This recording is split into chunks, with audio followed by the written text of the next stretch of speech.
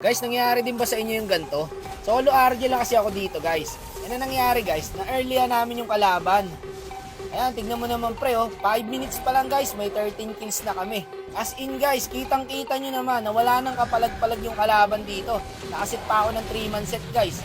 Sa 6 minutes guys, meron kaming 19 kills. At ang sabi ng Cupra dito, napunta sa akin mga normies bigla. At sa mga oras na to guys, nagtatrash talk na po ang mga kalaban. Tingin nyo guys, may pag-asa pa ba kalaban na manalo dito? Wala na pre, sa sitwasyon nila. At dito, naubos ulit namin sila guys. Tapos yung Granger dito, naka-maniac. And then yung standing, 33-6. Napakalayo guys. E-end na lang. Tingnan mo naman guys, pwede nang i-end to. Hindi sila nag-lock tower. Ngayon, nadep pa po ng kalaban ang mga minions. Kahit mabuhay ulit yung kalaban guys, hindi naman nanalo sa kasyamin eh. Nasasama-sama lang kami. Ngayon guys, kailangan pa namin kunin yung Lord para tapusin to, imbis na tapos na kanina. So ngayon, hindi sila naghintay sa set ko. Akala siguro ng Odette guys, siya yung tank. Tank inumin mo, wag Milo. Now ngayon, mahirapan kaming i-end to kasi kulang kami. Hindi ko alam guys kung bakit hindi namin ma-end to. Kasi dito, nakasit ako ng dalawa. And then, namatay yung YC. Malaking bagay na wala yung YC. So ngayon, hindi nila namamalayan par.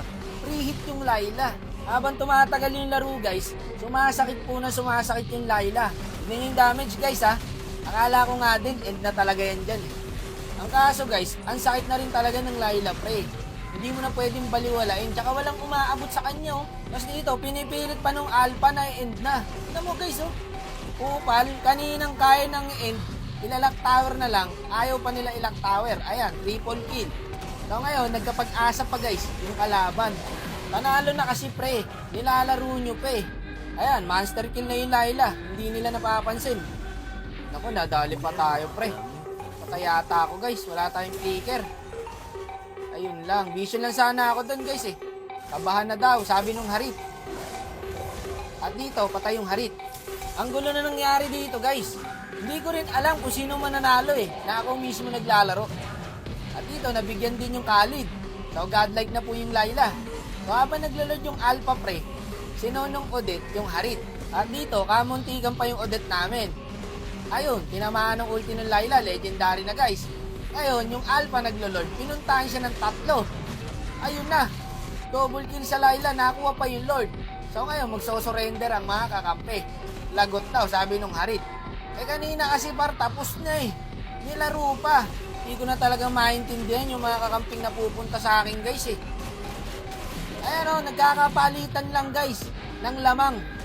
Kasi lamang naman talaga kami pre, kaya naman namin sa clash Ang nangyayari guys, naka-item na po ang kalaban. Kaya nakakapalag na talaga.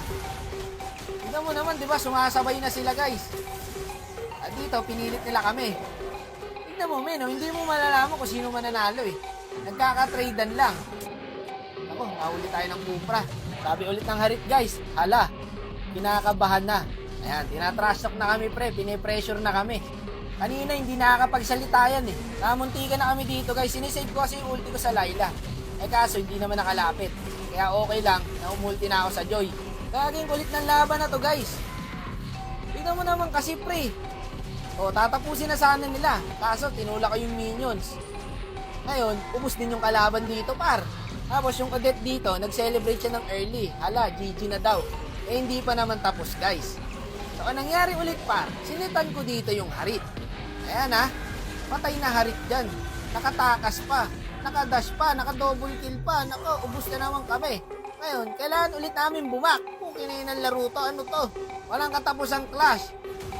Sila hindi nila ma-end, kami hindi rin namin ma-end. Mag-clash lang tayo na mag-clash. Kasi tsaka na idol, wala na akong matutulong dyan. Sabi ng kalaban ulit, hala. Nagkakapalitan lang po ng hala. Tapos na sana to guys kasi dalawa na lang kami nung Khalid. Ang kaso, napitas yung Harit. Kaya ngayon, kami na naman ang nakaabante. At napatay pa namin dito par, yung YC. Pinanginag laro tayo, di matapos.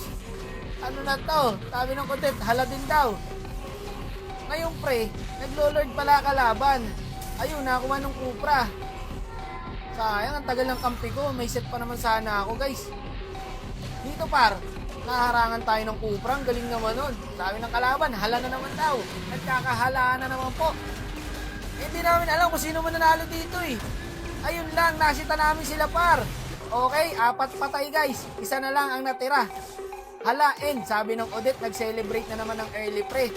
Ngayon, lumabas pare yung Lord. Eh di hindi na naman namin ma-end. Okay na yung laro ta. Gusto ko na matapos. Tapusin nyo na. Ngayon, ang ginawa ng mga kampi ko, pinilit ngayon nila itong tapusin. Eh, may Lord nga guys. Tingnan mo naman, no?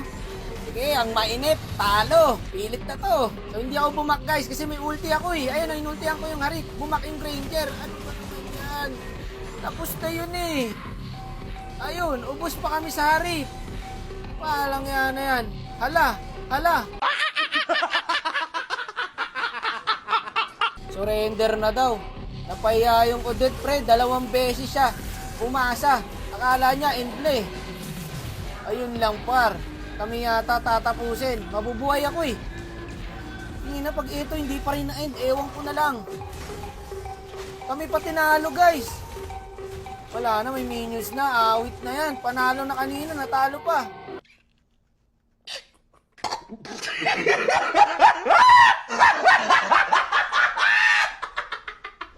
Ang pangit ng pagkatalo natin. Tingnan mo score namin 51 no. Score ng kalaban 29. Parang imposible. Kung titignan mo, paano nanalo yung kalaban? Inangina, ayoko na. Okay guys, may share lang po ako sa inyong laro o saan tayo naglilibang. Ito po ang PH Rush. Ayan po, lahat ng gusto nyo laruin yan guys. At paglibangan, nandiyan po lahat yan. At pagka-try tayo na isang laro guys, ito. Dito, nagbabay bonus na ako dyan pre. Tapos plus minus lang ginagawa ko. Pero syempre guys, disiplina pa rin sa sarili to. Pagka malas ka talaga, buwelo ka muna, pahinga muna. Pero pagka nararamdaman mong swerte naman, ayan, tulad niyan pre oh. Ayaw magbigay, ayun. Ayun na nga. Ayun na nga ba yung sinasabi ko.